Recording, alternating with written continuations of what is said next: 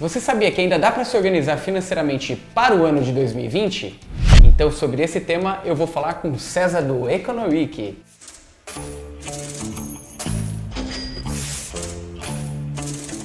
Olá pessoal, sejam bem-vindos ao Mais Retorno. Eu sou Luiz Felipe Vieira, especialista em investimentos, e hoje estou com César do Econoweek. Seja bem-vindo, César. Eu que agradeço a oportunidade de estar aqui na casa de vocês. Obrigado. Prazer ter você aqui. E o tema de hoje a gente falar que ainda dá tempo para a gente se preparar e se organizar financeiramente para o ano de 2020.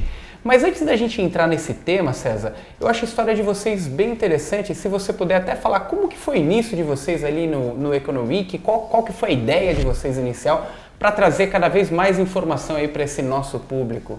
Claro. Bom, cara, primeiro eu sou economista. O Econoweek é um blog que se propõe a traduzir a economia, o dinheiro e tudo ligado a finanças.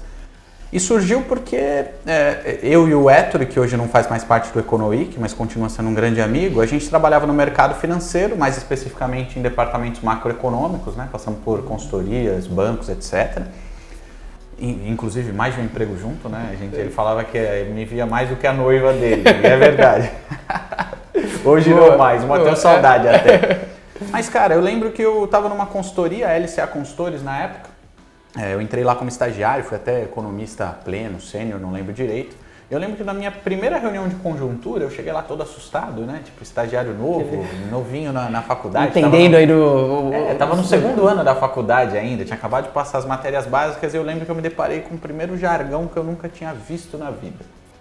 Uma reunião cheia de economistas importantes que apareciam na Globo News, etc. Todo mundo respeitava e eu lá no meio. E o cara falou: o comunicado do Fed foi mais dovish. E o papo do que o Ettore, meu, que é isso, bicho? Eu falei, depois eu explico. E, cara, foi passando os anos, eu fiquei lá 5, 6 anos, nem lembro direito, e toda semana, ocasionalmente, aparecia um termo novo que eu nunca tinha ouvido falar. E rolava um climão no meio de economista, no meio do mercado financeiro. Não é a única profissão que isso acontece, é claro, mas eu, nessa vivência, eu percebi isso muito. Era feio mostrar que você não sabia. Porque, inclusive, hoje eu lido muito com estudantes, etc. Eu falo, cara, procura não ter medo disso. Fala que você não sabe e quer saber. Pergunta, né? Exatamente. Pergunta, tira as dúvidas. Parecia meio feio. Então, por mais que um cara falava um negócio que ninguém tinha ouvido falar, tinha diversos economistas famosos lá, a galera fingia que entendia, mas não dava risadinha ali. Ninguém estava entendendo direito. E aí, eu e o Ettore, a gente resolveu começar um canal no YouTube traduzindo a economia. No começo, o Econoweek, o nome veio justamente de tradução da economia na semana, então nossa proposta era levantar o que tinha de acontecido mais importante na macroeconomia especificamente, né? Hoje a gente fala também de outros assuntos, mais até, e a gente traduzia o que tinha acontecido na semana, e a gente foi expandindo, né? Hoje a gente fala de finanças, investimentos, macroeconomia ainda tem um espaço especial no canal, porque foi a nossa formação profissional. Foi a origem, né? Exatamente, mas não é mais o lugar de destaque, e hoje a gente não tem mais essa proposta de traduzir o que aconteceu na semana mastigadinho, com um papel jornalístico de economia mastigado. A gente fala de muito mais tema, finanças pessoais, como se organizar, por exemplo, como se preparar para 2020. E foi assim que surgiu. E hoje a gente está além do YouTube, está nos podcasts, está no Instagram, está no LinkedIn, está com um blog no UOL. Tem no UOL, né? Tem no UOL. Foi recente essa... Foi no meio do ano para cá. A gente tinha um blog no Estadão e migramos para o UOL. Legal. O Estadão acrescentou bastante, agora é a vez do UOL tá nessa parceria com a gente. Bacana. E já aproveitando o César aqui, trazendo esse conteúdo de qualidade, ainda é possível se preparar para o ano de 2020 ou isso exige uma preparação muito mais longa, um processo mais longo para isso? Se preparar financeiramente, eu digo. Como que você enxerga esse... Cara, é totalmente possível. A gente se preparou para Black Friday, a maioria de nós em cima da hora. Parou para pensar o que ia comprar, tem gente que nem parou para pensar, mas pintou promoções, fez algum micro planejamento, vai fazer planejamento para o Natal, tem gente que ainda não fechou o Réveillon, vai fazer esse planejamento.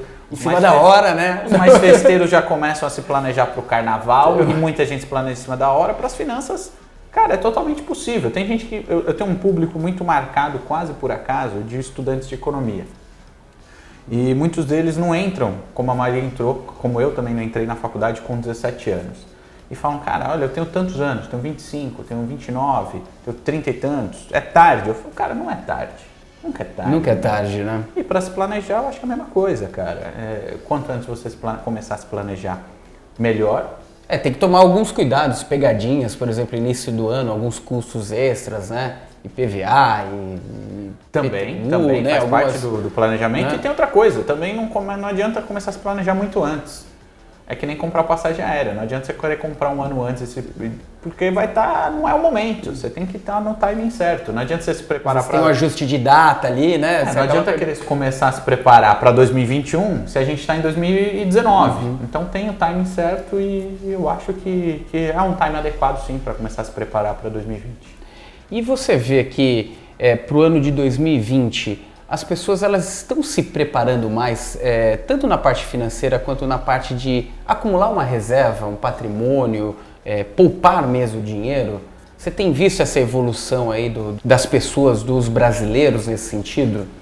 Eu tenho visto uma evolução, eu não percebo se essa evolução tá na direção mais correta possível, mas pelo menos está surgindo um interesse muito maior do que quando eu comecei com o Econoweek, por exemplo.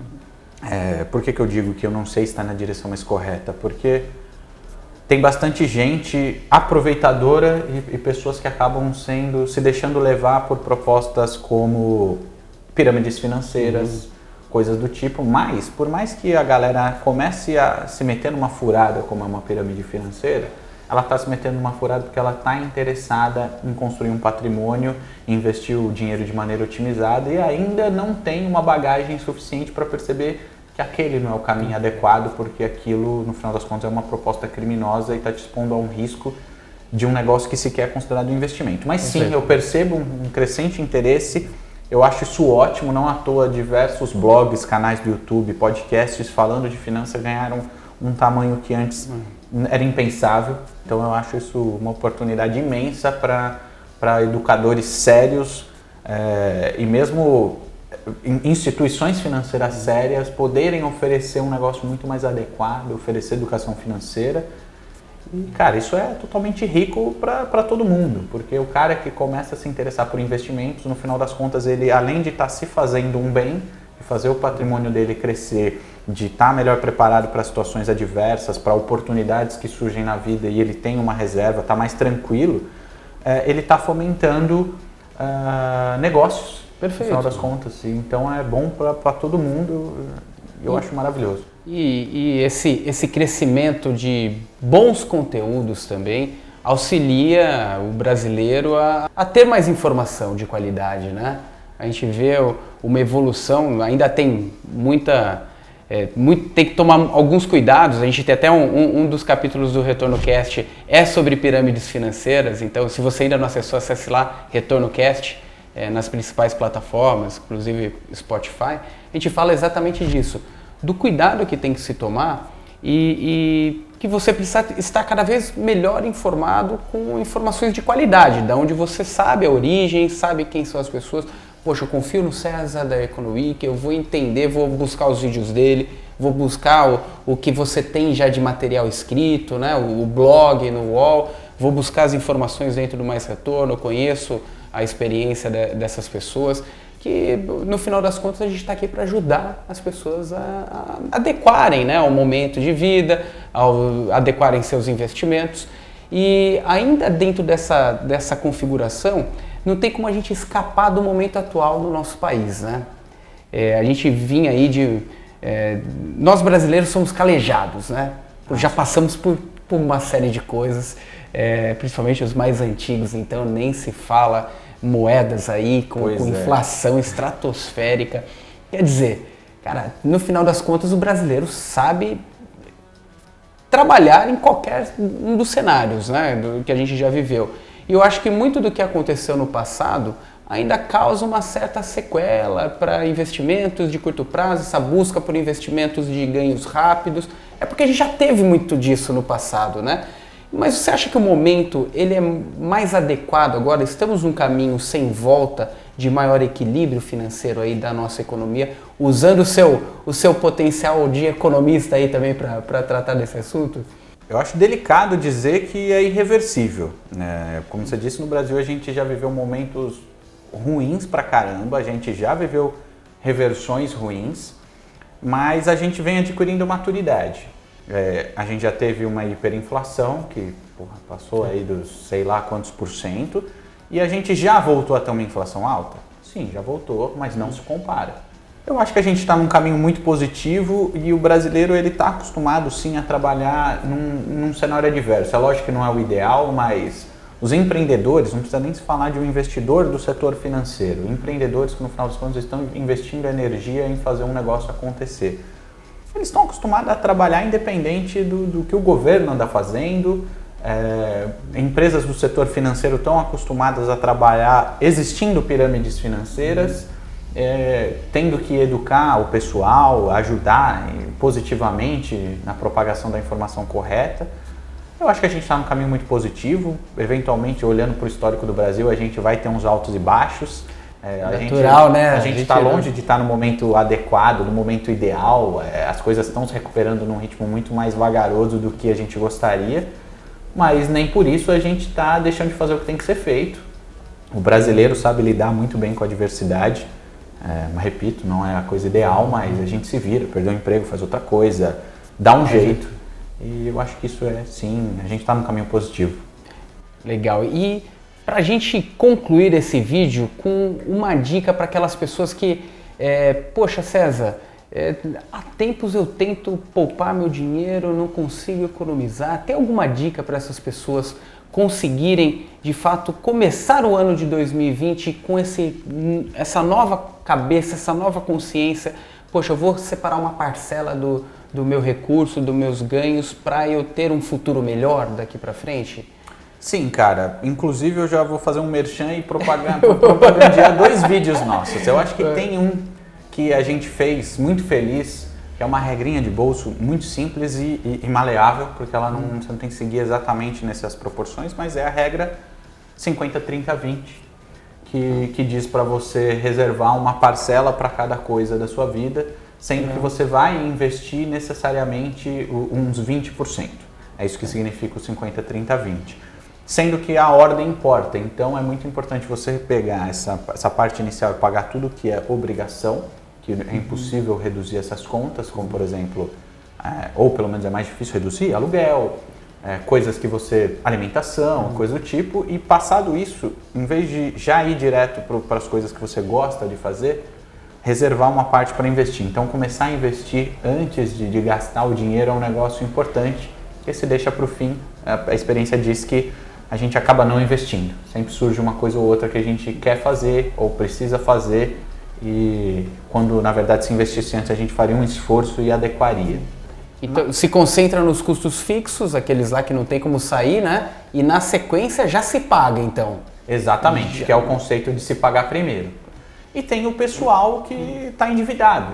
E aí pergunta, mas como é que eu vou fazer isso, investir sendo que eu tenho uma dívida ou porque eu tenho um salário muito pequeno, não dá para fazer nada. É claro que para quem ganha pouco não é fácil. Não estou falando que é fácil. Sim. Quem começa a falar que só depende de você... Tira o cafezinho... Tá ignorando uma realidade brasileira que... Calma lá, né?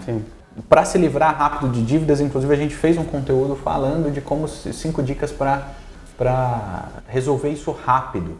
E claro que não são dicas gostosas e nem é o propósito ser gostoso para que você aplique o resto da vida. São situações extremas para você fugir logo dessa situação e evitar de pagar. Até um remédio amargo, né? Juros estratosféricos. Uma delas é não ter tempo livre.